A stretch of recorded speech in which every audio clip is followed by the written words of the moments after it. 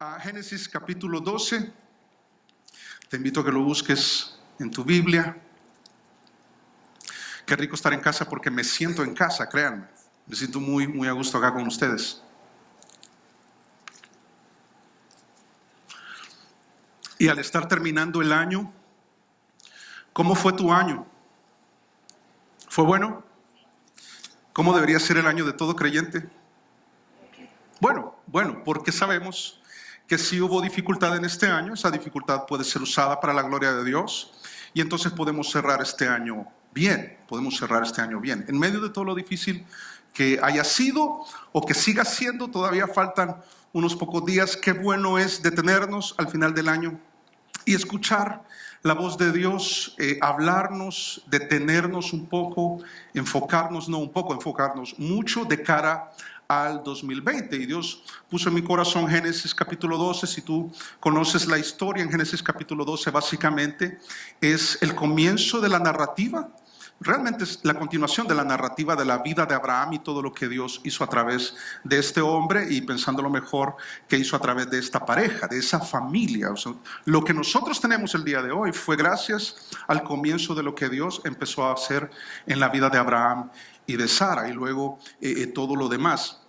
Ahora, cuando uno piensa en este hombre, uno piensa en un superhéroe de la fe, y obviamente él llegó a serlo. Él está dentro de la lista de los héroes de la fe que está contenida en Hebreos capítulo 11. Pero realmente fue un hombre lleno de defectos, fue un hombre que tuvo muchas luchas, fue un hombre que falló al Señor, fue un hombre que dudó.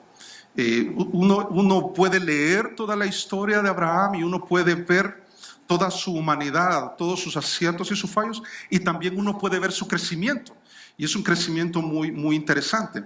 Ahora, mira lo que dice ahí en Génesis capítulo 12, versos del 1 al 9. Dice: pero Jehová había dicho a Abraham: vete de tu tierra y de tu parentela, a la casa de tu padre, a la tierra que te mostraré, y haré de ti una nación grande, y te bendeciré y engrandeceré tu nombre, y serás bendición. Bendeciré a los que te bendijeren, y a los que te maldijeren maldeciré. Y serán benditas en ti todas las familias de la tierra.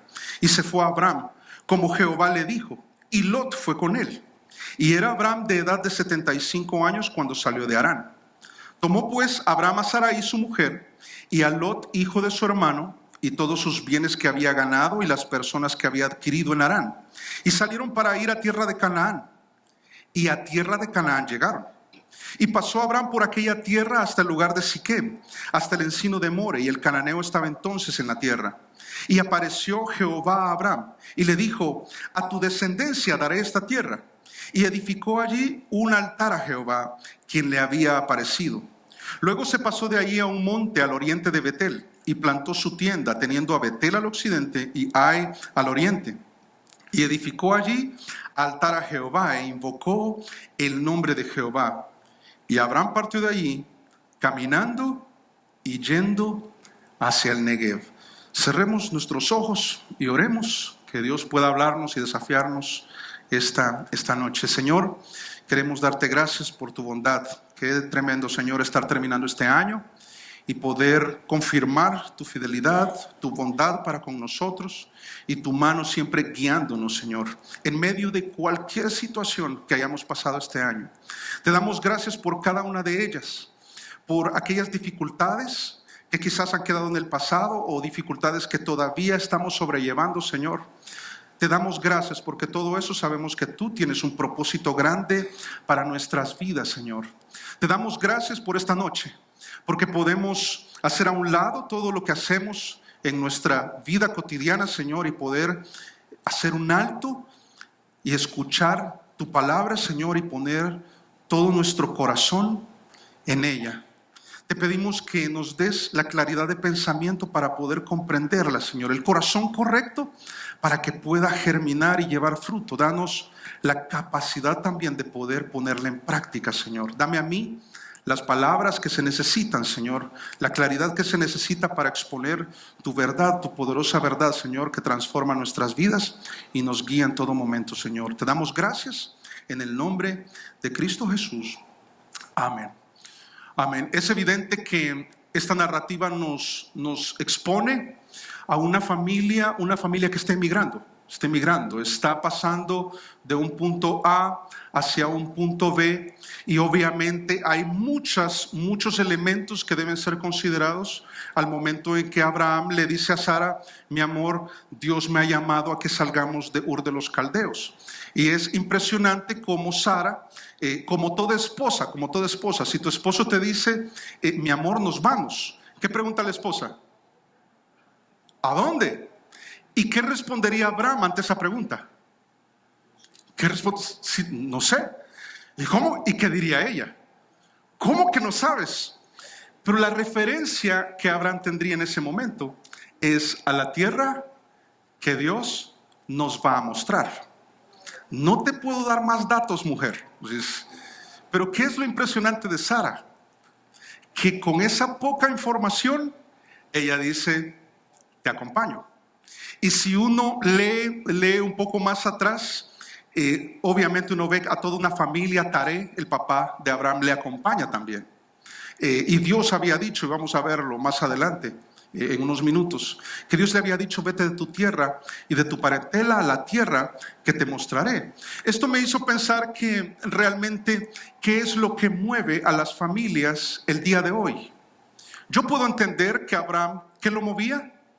Lo movía la palabra de Dios. Pero más que la palabra de Dios, el propósito de Dios para su vida. Vamos a aprender que Dios básicamente lo rescata de una vana manera de vivir ahí en Ur de los Caldeos. Y básicamente, aunque no le da mucha información, de lo que se trata es: yo tengo un plan para tu vida, yo tengo un propósito grande para ti, y esto es lo que debería moverte. Porque, aceptémoslo, el día de hoy hay otras cosas que mueven la vida de las personas. Una de ellas es desesperación. Y no estoy diciendo que moverse por desesperación está mal, porque uno puede pensar en la situación que tiene Siria y uno pensaría: si están bombardeando esta ciudad, ¿qué haríamos? Nos moveríamos, sería lo lógico hacerlo. Pero a veces, cuando solo nos movemos por desesperación, cometemos muchos errores. Hay quienes entran en una relación indebida por desesperación y dicen: no, me está dejando el tren, y entonces, aunque sea con este que va pasando ahí, ¿verdad? Y hola, ¿qué tal? ¿Cómo estás? Y casémonos, ¿verdad? Y se casan, y a veces es un desastre, por pura desesperación. O me voy a mover de país por desesperación. Pero no solamente eso, otros nos movemos por conveniencia. ¿Cuántos creen eso? ¿Sí o no? Nos movemos por conveniencia. Y otra vez, no es que eso esté mal, pero a veces tú estás en un buen trabajo, solo que la rutina te desgasta. A veces el jefe es difícil, a veces la presión es complicada, y tú dices: yo me voy a cambiar. Y empiezas a averiguar, y de repente sale un trabajo fuera del país y dices: esta es la oportunidad que he estado esperando. Y entonces, por conveniencia solamente material o laboral o profesional, tú tomas una decisión y dices: me voy a llevar a toda mi familia, hermano, y me voy a ir a otro país. Y uno se pregunta: ¿y tu relación con Dios? ¿Y el propósito que Dios tiene para tu vida? ¿Y el plan que Dios te ha mostrado en su palabra? ¿Dónde queda? Es en ese momento donde podemos hacer un alto y evaluar si este año nuestra vida fue movida por el propósito de Dios, por lo que Dios tiene para ti. Y todo lo demás, estamos conscientes que eso ahí está. El trabajo está, las cuentas por pagar ahí están, las dificultades están. Pero ¿y qué de la vida espiritual? ¿Qué de tu caminar con Dios? Es un buen momento para evaluarnos y decir: Señor, quiero evaluar si este año me moví solamente por conveniencia o me moví solamente por desesperación. Pero es el momento de comenzar a movernos por el propósito de Dios. Porque al examinar a esta pareja, está claro que lo que les movió de Ur de los Caldeos a Canaán no fue un mejor trabajo. Que lo que les movió no fue la desesperación. Es que aquí estamos en una situación en Ur de los Caldeos que ya no soporto a esta familia, ya no soporto a Taré, ya no soporto a Harán, alguien que murió un tiempo después de que emprendieron ese viaje hacia la tierra que el Señor le iba a mostrar. O la conveniencia. Abraham se está moviendo porque Dios le ha revelado su palabra y su palabra le ha dado un nuevo propósito. Ahora, ¿cómo saber si el propósito divino es lo que nos mueve, es lo que nos mueve? Lo primero que debemos evaluar es si le crees. Porque cuando el propósito de Dios es lo que mueve tu vida, entonces lo que haces, ¿sabes qué es? Le crees. Le crees. Mira ahí en Génesis capítulo 12, verso 1. Dice, pero Jehová había dicho a Abraham, vete de tu tierra y de tu parentela y de la casa de tu padre, a la tierra que te mostraré, y haré de ti una nación grande, y te bendeciré y engrandeceré tu nombre, y serás bendición. Bendeciré a los que te bendijeren, y a los que te maldijeren maldeciré, y serán benditas en ti todas las familias de la tierra. Es tremendo porque Dios en su palabra le da dos cosas a Abraham. Le hace peticiones, como sabemos que está contenido en su palabra, pero también le hace promesas. Le hace promesas. Él le dice, yo pido de ti que te muevas de donde estás. Y Él se ha revelado a Abraham. Él ha escuchado su palabra y Él ha creído su palabra porque se ha movido. Y hay un movimiento ya por el cual Él sale de Ur de los caldeos. Y realmente lo que vemos es que lo que Dios pide hacer en fe es humanamente posible, es humanamente realizable. Es cuando le dice a la esposa, sométete, yo voy a obrar. Él te hace una petición y te hace una promesa en su palabra, es conforme a su palabra. Y entonces, ¿qué debemos hacer respecto de sus peticiones? Cumplir. ¿Y qué tenemos que hacer respecto de sus promesas? Creer. Y es entonces que nosotros podemos empezar a caminar en base al propósito divino. Y a veces van a surgir cosas que al parecer convienen más materialmente, u otras cosas que por desesperación nosotros queremos dejarlas atrás. Pero qué bueno es cuando tenemos un encuentro personal con Dios y Él nos da su palabra, y en su palabra nos hace peticiones claras, realizables, pero también nos hace promesas. Ahora, notas que en el capítulo 12 comienza con un pero. Muchos hacen referencia a que este pero tiene que ver con una obediencia no perfecta de Abraham, y yo estoy de acuerdo. Obviamente nuestra obediencia al Señor no es perfecta. No existe tal cosa aquí en la tierra, pero Él empieza un camino de perfección. Pero básicamente se refiere a que Abraham está a medio camino. Yo te muestro un mapa mientras te cuento acá en capítulo 11, verso 31. Dice, como Dios le había dicho, ¿verdad? Vete de tu tierra y de tu parentela a la tierra que te mostraré. Mira verso 31. Al saberlo la familia, dice, mira lo que hizo el papá de Abraham. Dice, y tomó Taré a Abraham su hijo, y a Lot hijo de Harán, hijo de su hijo, y a Sarai su nuera, mujer de Abraham su hijo, y salió con ellos de Ur de los Caldeos para ir a la tierra de Canaán, y vinieron hasta Harán y se quedaron allí.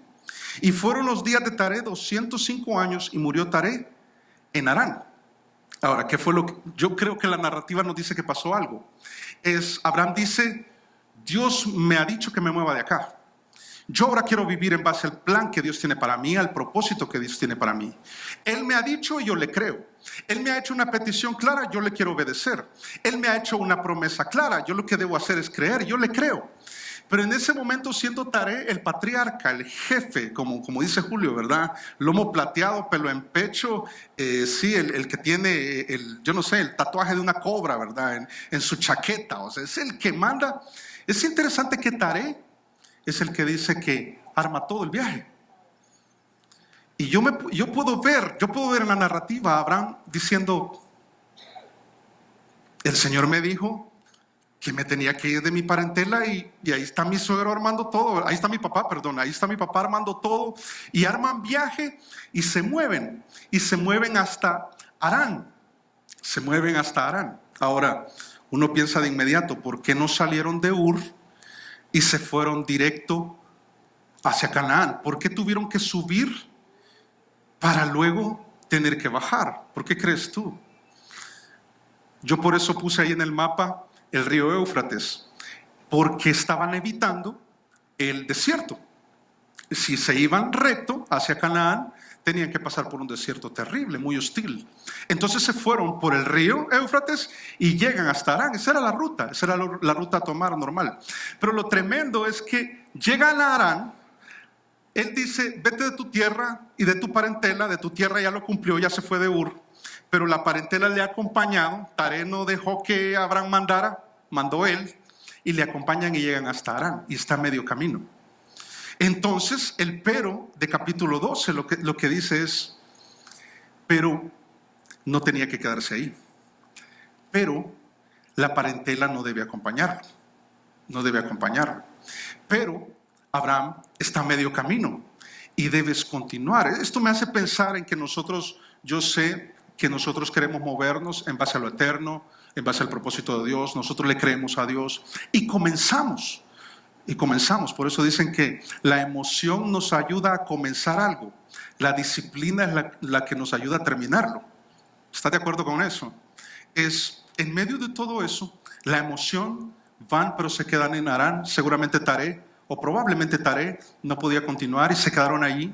Pero muere Taré y entonces toma el liderazgo Abraham. Y ahora sí, él dice, ahora tengo que encaminarme hasta Canaán, a la tierra que el Señor me ha mostrado. Es pensar en tu vida y en la mía y decir, bueno, yo me voy a mover en base al propósito de Dios. Entonces, al inicio del año tú dijiste, yo le voy a entregar mis finanzas al Señor, voy a ordenar mis finanzas, pero quizás te quedaste a medio camino, ahí por mayo, o ahí por febrero. Y nos costó terminar el año moviéndonos en base al propósito de Dios, en base a lo que Dios ya había dicho. Y entonces empezamos a ver que hemos recorrido de Ur a Harán, y decimos, no, ya caminé mucho, ya aquí hemos avanzado mucho. Pero Jehová había dicho, vete de tu tierra y de tu parentela a la tierra que te mostraré, y todavía no ha llegado. Es pensar en las palabras de Pablo, ahí en Filipenses 3, no tienes que buscarlo, pero dice, yo prosigo a la meta. Yo no pretendo haberlo ya alcanzado. Si se trata de imitar y de lograr el carácter de Cristo, dice Pablo, yo reconozco que estoy a medio camino, he avanzado. Y tú dirás, no hermano, yo he avanzado. Mire, yo le pegaba a mi esposa. Es tremendo el testimonio que daba Julio de mí. Yo no me acordaba que era así. Qué exagerado. No, yo era peor, es una cosa terrible. Algún día voy a dar el testimonio. Pero dice, no, yo ya no le pego a mi esposa. Ahora mi esposa me pega a mí. Entonces, no, las cosas han cambiado, hermano. Mire, yo ya no digo malas palabras. No, mire, lo que Dios me había dicho, yo lo he cumplido. Mire, yo he recorrido ya. Y ha sido muy arduo, muy difícil avanzar en este camino. Pero aún falta. Porque si le has creído de las peticiones que Dios te ha hecho y las promesas que Dios te ha hecho, y dices, yo lo que tengo que hacer con sus peticiones es cumplir hasta el final. Y si lo que tengo que hacer con sus promesas es confiar, yo lo que tengo que hacer es confiar hasta el final. Entonces, todavía falta camino que recorrer. Por eso, te lo pongo ahí. Lo que Dios nos pide es aquello, está mal escrito, es aquello que podemos hacer. Y lo que nos promete es aquello que Él puede lograr. Y así funciona la vida cristiana. Es que cuando ves que Dios te pide algo en su palabra, lo primero que tenemos que hacer es creerlo. Es Dios que te lo está diciendo. Esta es la palabra de Dios, no hay duda alguna. ¿Y qué tengo que hacer con sus promesas? Es confiar, porque lo que Él promete hacer resuelve mis límites. Cuando pienso en mis límites, yo digo, no, eso no se puede hacer. Mire, hermano, he recorrido ya 10, 20 años en la vida cristiana y yo he tratado con esta situación y no ha sucedido. Miren mi matrimonio, miren mis finanzas, miren mis hijos, miren en mi carrera profesional, miren mi negocio. Yo lo he hecho una y otra vez, mi temperamento. No, ya no es posible. ¿Qué tienes que hacer? Ver sus peticiones y cumplirlas, y creer en sus promesas y creerle. Porque hay muchas cosas que tú no vas a poder lograr, pero Él sí puede hacerlo. Y la promesa, yo sé que hay muchos datos, incluso históricos y muy interesantes en este texto, pero yo quiero enfocarme en algo que dice, y serás bendición. Porque cuando una persona tiene un encuentro personal con Cristo, es sacado de una vana manera de vivir. Conocemos al Dios vivo y verdadero, conocemos su palabra, nos hace peticiones claras, nos da guía en la vida, nos hace promesas poderosas que nos hace pensar si es posible. Entonces, cuando la vida está siendo transformada en este caminar, en este movimiento, cuando empezamos a movernos en base al propósito de Dios, venimos a ser de bendición a otros, porque esa es la idea de Dios. El propósito de Dios para tu vida y para la mía es que seamos de bendición a un lugar, a una sociedad que lo necesita. ¿Alguien sabe qué significa bendecir? Y decimos, Dios te bendiga, Dios te bendiga. ¿Sabes? Piensa en qué significa maldecir. Y casi que la palabra te lo dice. Maldecir. No es tirar un conjuro. En algunas ocasiones uno piensa, si maldecir es como un conjuro mágico y te maldigo en el nombre de Jesús. Sería antagónico, sería terrible. Eso es hasta me da rasquiña, ¿verdad? No, eso es raro. Bendecir es bien decir. ¿Sabes qué es? De manera sencilla te lo explico. Es el deseo de Dios por nuestro bien. Eso es bendecir. Es decir, que en su palabra Dios nos bendice. Todo el deseo del bienestar deseado de Dios para tu vida y para la mía está aquí. ¿Cuántos han experimentado esa bendición, ese bien decir de Dios respecto de cada uno de nosotros? ¿Cuántos? ¿Sí? Conocemos que verdaderamente eso es así.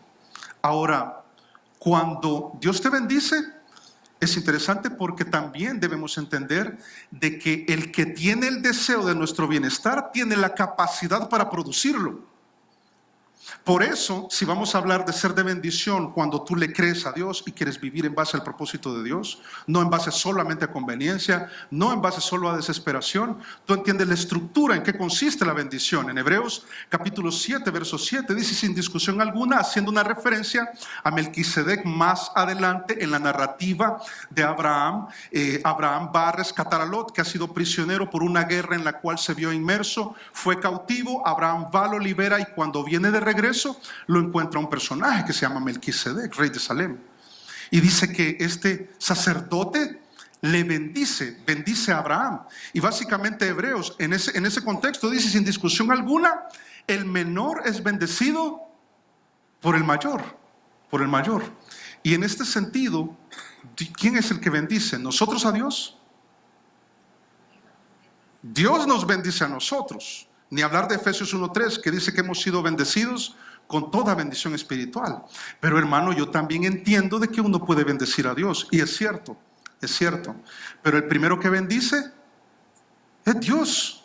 Dios desea mi bien. Cuando Él me vio perdido, cuando vio que mi vida era un desastre, Él envió a Jesucristo por ti y por mí para morir en la cruz, para resucitar al tercer día y por medio de esa obra redentora, rescatar nuestra vana manera de vivir, darme un propósito, rescatarme de ahí y ahora moverme en base al propósito de Dios. Y me da su palabra y nosotros le creemos. Y cuando le creemos, caminamos con Él, avanzamos y somos de bendición a otros. Ese deseo de bienestar para mi vida lo produce Dios. Pero en respuesta, comprendemos también la manera de bendecir a otros. Salmo 103:1 dice, bendice alma mía Jehová y bendiga todo mi ser su santo nombre. ¿Cómo funciona? Es que yo le creo a Dios, entonces camino con Él, entonces me muevo en base al propósito que Él me ha dado y entonces mi vida está siendo transformada y el deseo de Dios es bendecirme para que al bendecirme yo sea de bendición a otros. Y obviamente, si se fijan, es suficiente hablar de las misiones, dice a todas las naciones. Y ustedes saben cómo como iglesia podemos ser de bendición a todas las naciones, en nuestro caso. Es por medio del Evangelio, es por medio de enviar misioneros. Y es algo que ya hacemos como iglesia y es emocionante pensar en el 2020 que a mediados de año, entiendo, sí, Ciudad de México, estamos orando por Ciudad de México. Nosotros en Bogotá, obviamente oramos por todas las iglesias de Metroamérica. En este momento, particularmente oramos por Ciudad de México, porque podemos como iglesia ser de bendición. Pero tú puedes ser de bendición si le crees. Porque si le crees, entonces te mueves en base al propósito divino y haces quedar bien a Dios. Y entonces podemos bendecir a Dios con nuestra boca. En ese caso sí hablamos bien de Dios con nuestra boca. Pero dice todo mi ser. Porque la bendición tiene que ver también con mi vida. Que yo hablo bien de Dios con mi boca y hablo bien de Dios con mi vida. Porque Él me ha bendecido, yo soy de bendición a otros y entonces puedo bendecir a Jehová, como dice Salmo 103:1. Pero no solo le crees, mire, avanzando en el texto, ahí en el verso 4. Cuando el propósito divino es el que te mueve, no solo le crees, sino que luego de que le crees, ¿qué haces? Le cumples. Le cumples. Mira verso 4. Y se fue Abraham como Jehová le dijo, y Lot fue con él. Y era Abraham de edad de 75 años cuando salió de Harán. Tomó pues Abraham a Sarai su mujer y a Lot hijo de su hermano y todos sus bienes que habían ganado y las personas que habían adquirido en Harán. Y salieron para ir a tierra de Canaán. Y a tierra de Canaán, ¿qué pasó? Llegaron. Dice, y pasó Abraham por aquella tierra hasta el lugar de Siquem, hasta el encino de More, y el cananeo estaba entonces en la tierra. Mira, se ha avanzado, pero como te decía, aún falta camino que recorrer. Ahora, cuando uno está leyendo la Biblia, a veces uno lo hace de una manera muy ligera, porque se lee fácil decir, entonces cuando murió Taré, entonces Abraham tomó a su familia, tomó a su gente, tomó todo lo que necesitaba y fue a Canaán, y a Canaán llegó. Pero ¿sabes cuánta distancia había recorrido Abraham? Desde Ur de los Caldeos, la actual Turquía, hasta lo que sería Siria el día de hoy, ahí Harán más o menos, 900 kilómetros. 900 kilómetros.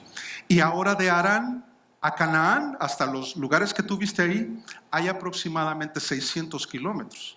Entonces, se dice fácil, pero 600 kilómetros nos coloca en la frontera de Costa Rica, desde acá, más o menos. Entonces, como que te diga, mira, yo te invito a un viaje misionero para ir a San José, a Vida Nueva, San José, y vamos, solo son 600 kilómetros, es gratis, yo te pago todo. Y tú dirías, vamos. ¿En qué nos vamos? A pie. Eso corresponde a cerca de 191 horas caminando. Pero no solo eso. También el texto menciona 75 años. Entonces, ahora leer, entonces llegó de Harán y llegó a Canaán. Y uno piensa, bien. Y fue algo muy difícil. Porque en la vida cristiana, Dios nos ha dado instrucciones claras, nos ha dado promesas poderosas, nosotros le creemos, avanzamos. Pero llega un momento, hay un cansancio, hay un desgaste, y uno dice, yo tengo que seguir, en verdad, Señor, tengo que seguir. ¿Será que tengo que seguir caminando en esto? Señor, yo ya avancé 900 kilómetros y todavía no me hace todo el sentido. ¿Será que tengo que seguir avanzando? Y él avanzó 600 kilómetros, se fue caminando, y seguramente también en animal de carga, 600 kilómetros, de aquí hasta aproximadamente la frontera de Costa Rica, a pie, a los 75 años. Y uno dice, hermano, no, o sea, eso ya es muy difícil. ¿Sabes que yo pensé que en la vida nosotros solo teníamos, has escuchado de la etapa de la crisis de la mediana edad? ¿Has escuchado? ¿Sí la has escuchado? Y si no la has escuchado, básicamente es que ahí por los 40, algunos hombres dicen, algunos hombres les entran en la crisis de la mediana edad. Es decir, que si salen canas, ¿qué hacen? Sí, y si crecen mucho las cejas, si se las cortan, ¿verdad? Y entonces empiezan a hacer ejercicio, empiezan a alimentarse mejor porque hay un deseo, se ponen la gorra, ¿verdad? Se ponen y la gorra de lado para parecer más jóvenes y tratan de, no sé, como verse más jóvenes. Pero yo había escuchado de la crisis de la mediana edad, pero resulta que también hay otra crisis del cuarto de edad, que por lo general son jóvenes de aproximadamente 25 años que quieren comerse el mundo, pero tienen cierta decepción de enfrentarse a la realidad del mundo. Es aquel universitario que dice, no, yo saqué las mejores calificaciones, yo no tuve que hacer tesis, yo todo lo tengo servido y ahora me voy a comer el mundo. Y cuando se enfrenta al mundo, súper difícil, y hay como una crisis. Rápidamente, solo te quiero mencionar que hay varias personas que emprendieron en varias etapas de la vida. Has oído de Mark Zuckerberg, el creador de Facebook. Él emprendió a los 19 años y uno dice, qué chévere emprender a los 19 años porque uno tiene toda la energía, ¿verdad? Uno se quiere comer todo el mundo. Steve Jobs lo hizo a los 21 años. William Hewlett, ¿has escuchado de Hewlett Packard? Él emprendió a los 25 años. Pero después uno ve y cada vez mira a los 25 años como que hay más personas que emprenden en esta edad.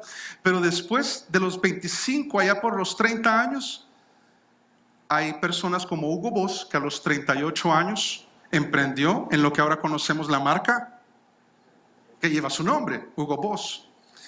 Adolf Dassler emprendió a los 48 años. Adivinen cuántos años tengo yo. ¿30 y cuántos? Tengo 45. Tengo 45. Bellos y hermosos años. Y todavía me veo esbelto. Sí. Guapo no, pero saludable. Adolf Dassler le decían, de apodo, Adolf le decían Adi. Adi es un alemán, cuyo papá era zapatero. Y entonces él aprendió mucho sobre la tarea de zapatero y él vio la necesidad de crear una marca para atender zapatos deportivos. Entonces, si a Adolf le decían Adi y su apellido es Dassler, ¿de qué marca estamos hablando? Sí, es de Adidas. Él emprendió a los 48 años. Charles Flint a los 61 años. ¿Por qué menciono esto? Porque si el panorama se ve difícil, si los 600 kilómetros se ven difíciles, si ya recorriste 900 kilómetros y estás cansado, si acaba de morir el papá Taré, en el caso de Abraham, si consideras que Sara era estéril, que el escenario no era favorable, humanamente hablando no era favorable, que tenía 75 años, ¿tú sabes cuánto vivió Abraham? Él vivió 175 años, estaba un poquito menos de la mitad de la edad, lo que correspondería el día de hoy a más o menos 40 años. Y uno dice, y con todo eso, pero Jehová había dicho, ¿qué estoy haciendo yo aquí en Harán? Voy a tomar todo y voy a ir con mi familia y voy a llegar hasta Harán. Nunca es tarde para emprender en lo que Dios ya te había dicho, ya te lo había dicho. Es momento de seguir. Ahora, hay un dato interesante y es que dice el verso 4, dice, y se fue a Abraham como Jehová le dijo. Y después, ¿qué dice? Y Lot fue con él. Solo me detengo en algo. ¿Qué le había dicho Dios? Vete de tu tierra y de tu parentela. Entonces dice el texto que Abraham hizo conforme a lo que se le había dicho. Y Lot fue con él. Entonces, ¿eso es contradictorio o qué sucede ahí? La narrativa lo resuelve. El contexto dice, y Lot fue con él. Y era Abraham de edad de 75 años cuando salió de Harán. Verso 5, aquí cambia todo. Tomó pues, esa conjunción, pues, vas a ver qué interesante. Tomó pues Abraham a Sarai su mujer y a Lot, hijo de su hermano, y todos sus bienes que había ganado y las personas que había adquirido en Harán, y salieron para ir a tierra de Canaán, y a tierra de Canaán llegaron. Si te fijas primero, ¿qué dice? Y Lot fue con él. Y luego, ¿qué explica el texto? Que Abraham lo tomó. ¿Sabes qué creo yo que fue lo que pasó? Según lo que estamos leyendo.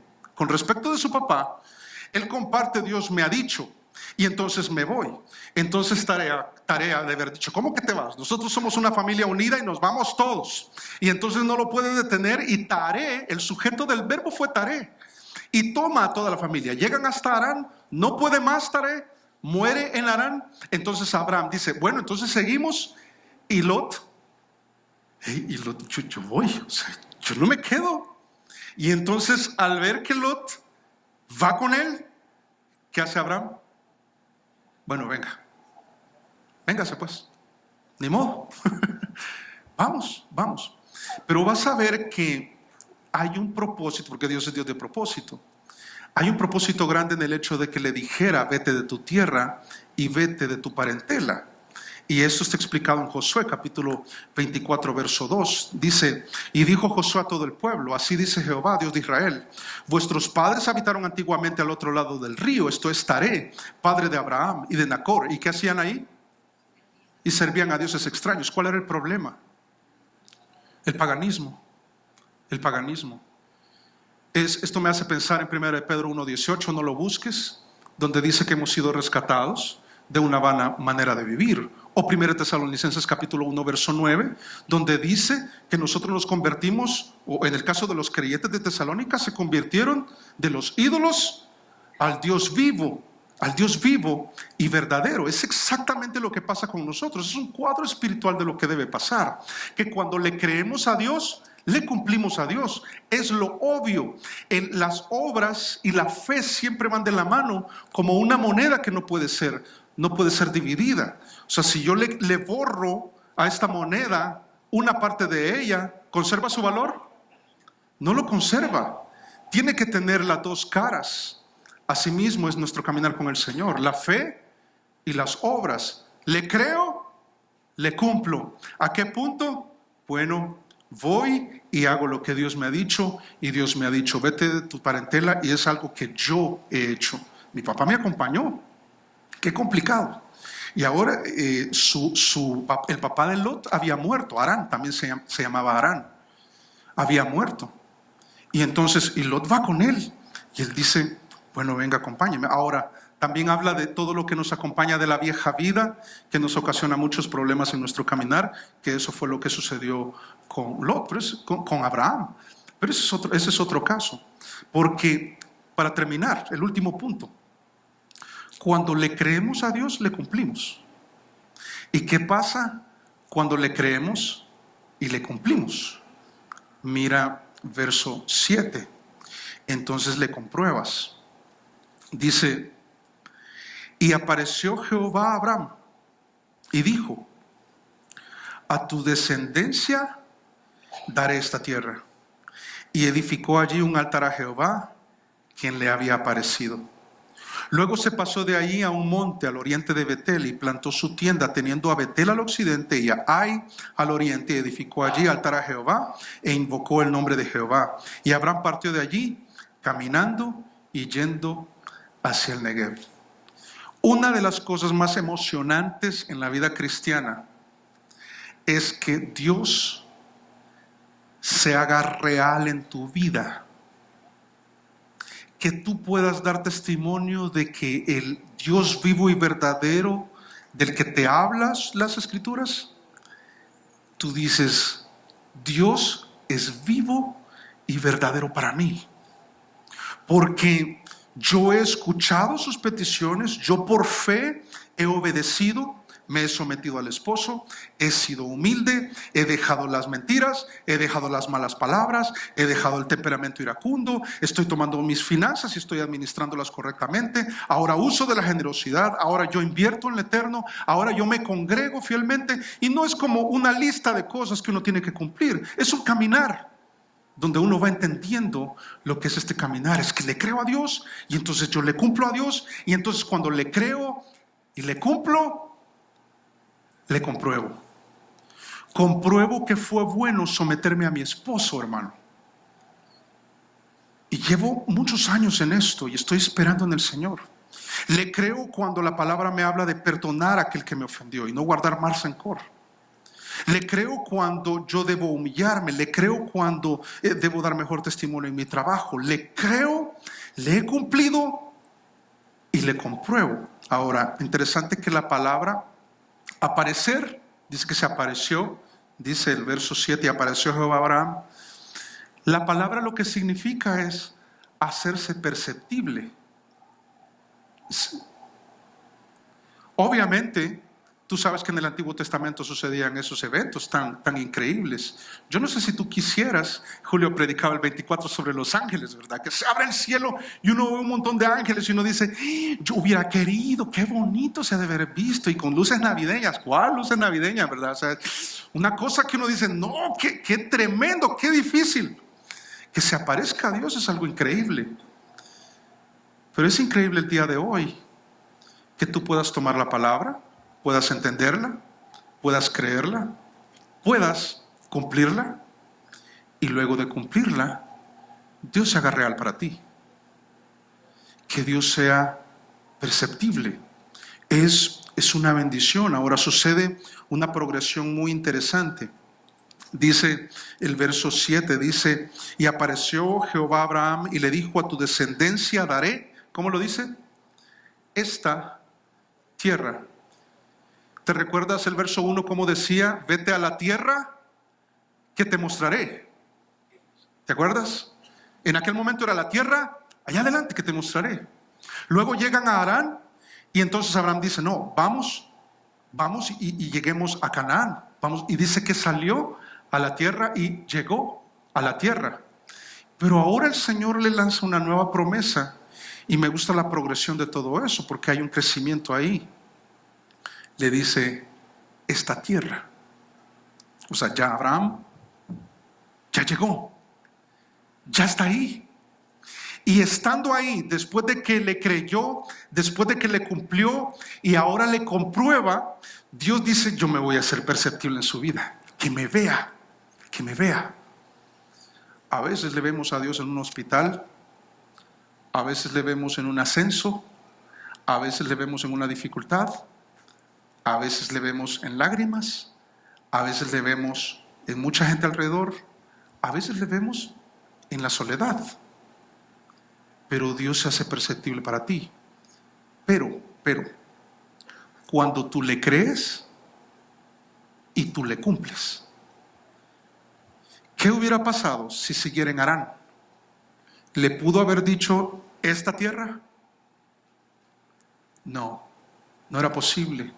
Teníamos que tener la disposición para poder cumplir, y cumpliéndole, obedeciéndole, comprobarle. La marca registrada de Abraham es el altar y la tienda. Te lo explico rápido. El altar te habla de la dedicación de Abraham. Es un hombre que toma algunas piedras, hace un altar. El cananeo, el fereceo está ahí, puede observar. Y puede observar que Abraham tiene un Dios vivo y verdadero, que no es un ídolo. Detrás de un altar pagano habrían figuras. En el caso de Abraham no había nada, solo el Dios vivo y verdadero, que se le había aparecido, se había hecho perceptible para él, y él le había comprobado. Levanta un altar que habla de la dedicación, pero también dice que levanta una tienda, que es un rasgo característico en el caminar de fe de Abraham. El altar, él siempre levantaba altar y siempre levantaba una tienda. Y aquí hay una lección poderosa para nosotros. En un mundo tan materialista que vivimos, en una época donde eso se intensifica. El apego a lo material, que es algo que está muy enraizado, muy arraigado en nuestro corazón. Dice Hebreos capítulo 11, versos 9 al 11, dice, por la fe habitó como extranjero en la tierra prometida, como en tierra ajena, morando en tiendas con Isaac y Jacob, coherederos de la misma promesa, porque esperaba la ciudad que tiene fundamentos, cuyo arquitecto y constructor es Dios. Es cuando decimos, bueno, lo temporal, lo material tiene su valor, obviamente tiene su importancia, pero no es lo más importante. Yo vivo para lo eterno, yo vivo para el propósito de Dios. A mí no me mueve la conveniencia económica, a mí no me mueve la desesperación, yo confío en el Señor. A mí me mueve el propósito de Dios, que Él me ha dicho que debo moverme, me muevo.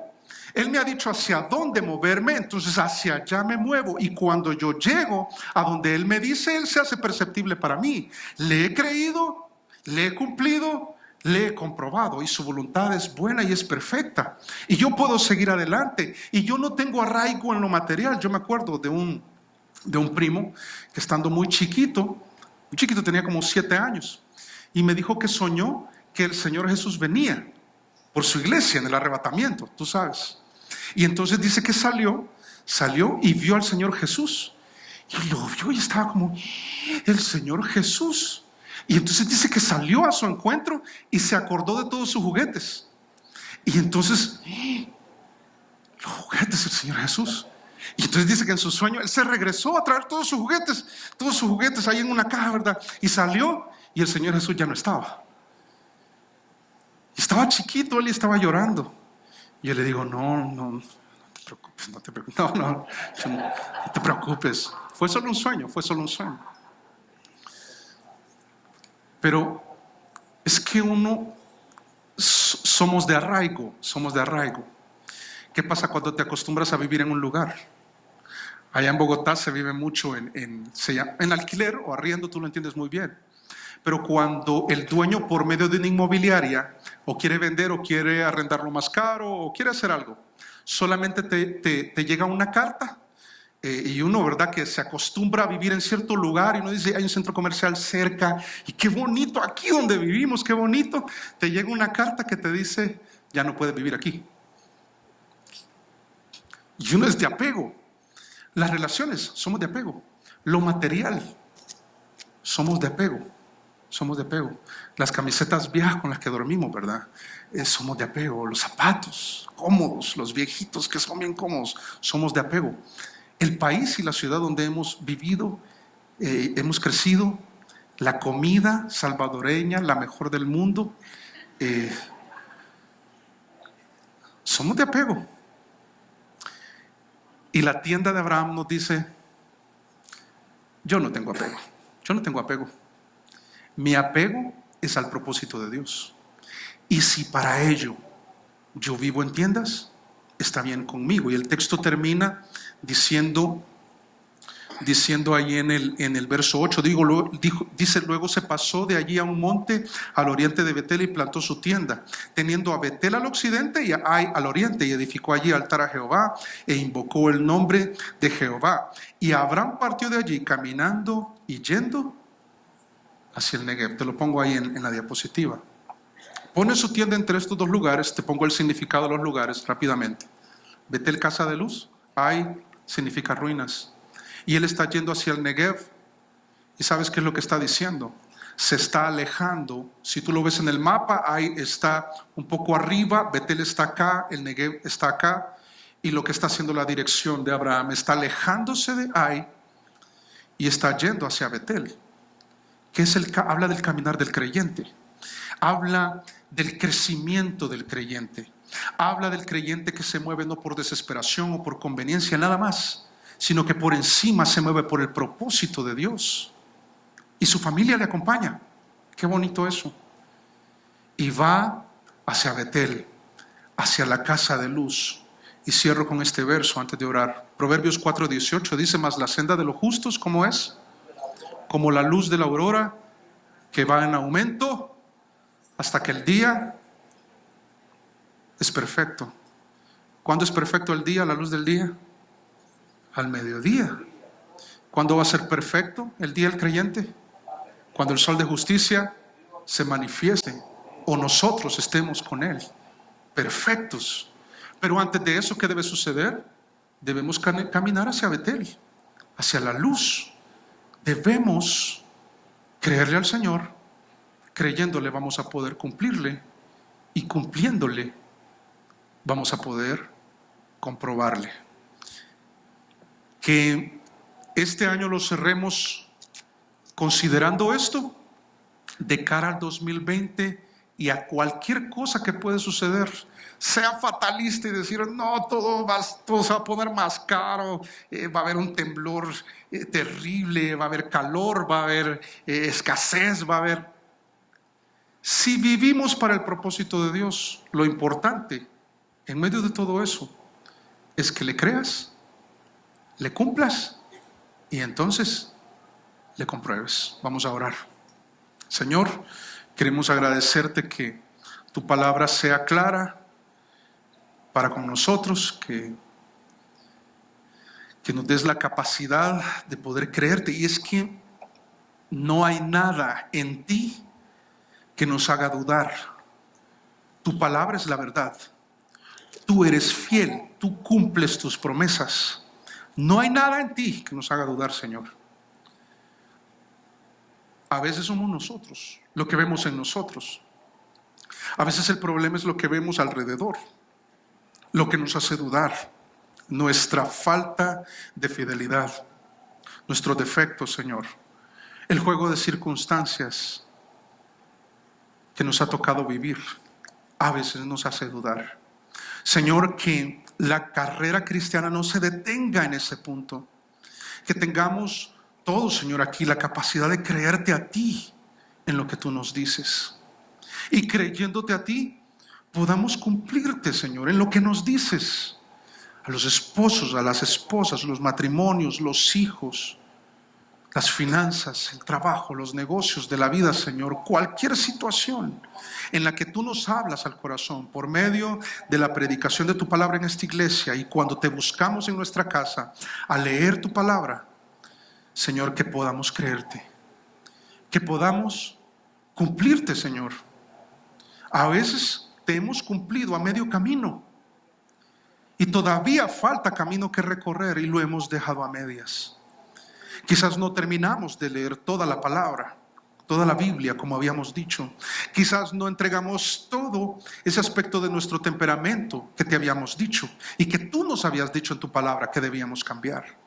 Señor, quizás no estamos siendo lo suficientemente generosos como tu palabra nos había dicho.